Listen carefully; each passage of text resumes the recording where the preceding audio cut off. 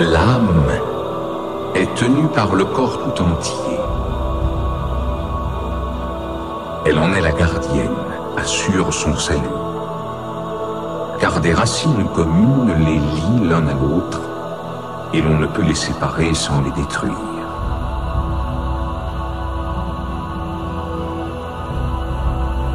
Comme à des grains d'encens, tu ne peux arracher leur parfum sans que meure aussi leur nature. De même, la nature de l'âme et de l'esprit ne peut se soustraire au corps sans que tout se dissolve. Tant leurs atomes, dès l'origine enchevêtrés, leur donnent une vie et un destin commun.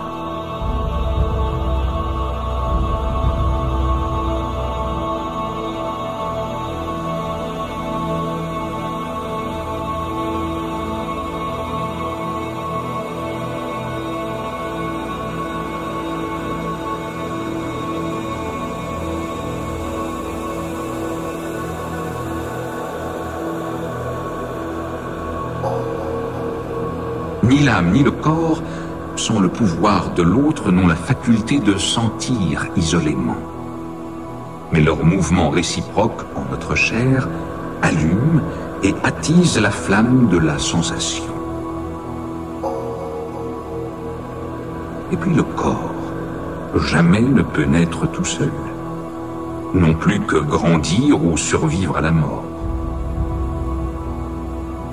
Il n'est pas comme l'eau qui perd la chaleur qu'elle a reçue et n'est pour autant bouleversée mais demeure indemne. Non, dis-je, les organes, quand l'âme se retire, ne supportent pas cet abandon. Bouleversés, ils périssent et tout entiers pourrissent. Ainsi, dès leur naissance, par leur contact mutuel, le corps et l'âme apprennent les mouvements vitaux au sein même du corps et du ventre maternel. Leur scission ne peut donc se faire sans mal, sans ruine. Tu le vois, puisque leur vie dépend d'une même cause. Leur nature, elles aussi, dépendent l'une de l'autre. Du reste, dénier au corps la faculté de sentir et croire que l'âme au corps tout entier mêlée à charge du mouvement que nous nommons sensation, c'est lutter contre l'évidence et la vérité. La sensation du corps, qui donc la présentera sinon le fait lui-même en sa preuve éclatante. Cependant, l'âme enfuie, le corps perd toute sensation. Assurément, ce qu'il perd n'était pas son bien propre, et chassé de la vie, combien d'autres pertes il subit. Prétendre enfin que les yeux ne peuvent rien voir, mais servent de portes ouvertes au regard de l'âme, est absurde. Le sens de la vue prouve le contraire, nous ramenant de force aux pupilles précisément. Souvent même, nous ne voyons pas les objets brillants parce que nos yeux sont par leur lumière offusqués. Rien de tel pour les portes. Quand, par leur baie ouverte, nous regardons, elles n'éprouvent aucune souffrance. D'ailleurs, si nos yeux jouaient le rôle de simples portes, l'âme, en perdant les yeux, devrait certes mieux voir, délivrée qu'elle serait de leur encadrement.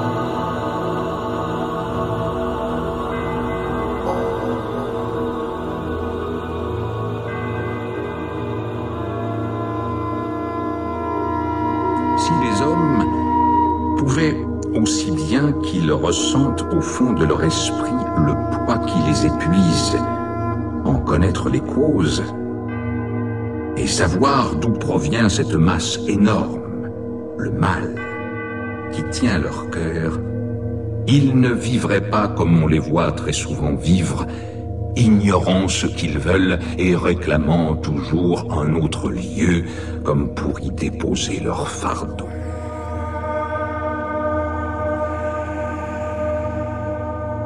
Tel se précipite hors de sa vaste demeure, dégoûté d'être à la maison, et soudain rentre, ne se sentant pas mieux, nullement au dehors. Il court, il vole à sa villa, harcelant sa monture comme s'il venait secourir les bâtiments en flammes. Le seuil à peine atteint, il se met à bâiller, tombe en un lourd sommeil pour tenter d'oublier, à moins qu'il ne se hâte d'aller revoir la ville. Ainsi, chacun cherche à se fuir. Impossible rêve. On reste fixé à soi-même, et l'on se hait, car la cause du mal échappe à qui en souffre.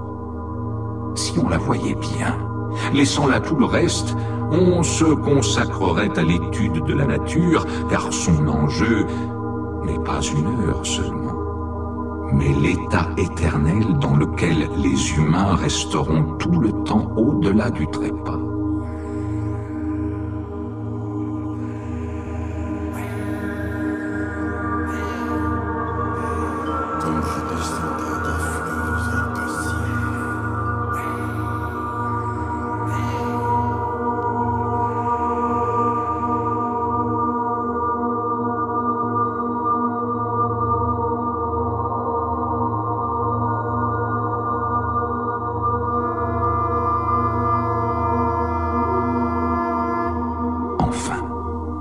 Pourquoi trembler si fort dans les dangers? De quel piètre amour de la vie sommes-nous donc esclaves? Un terme est pourtant fixé à la vie des mortels.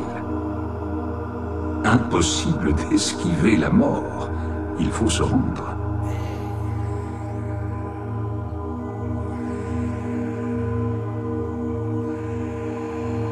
Et puis, l'on tourne en rond à rester toujours là, et nul plaisir nouveau ne vient frapper la vie. Mais tant qu'il nous échappe, un objet convoité semble à tous préférable. Et quand nous l'obtenons, vers un autre aussitôt va notre avidité. Toujours béant par la même soif de vivre obsédé. Et le sort qu'entraîne le temps est incertain, comme les coups du hasard ou la faim qui nous guette.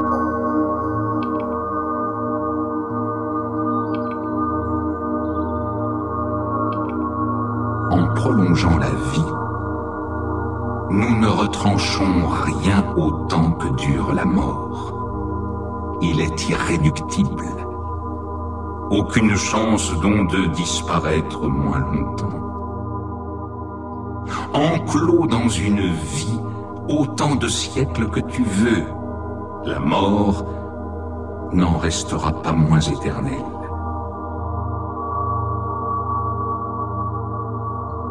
N'être plus ne dure pas moins que la vie ait pris fin à l'aube de ce jour, ou depuis des mois, des années.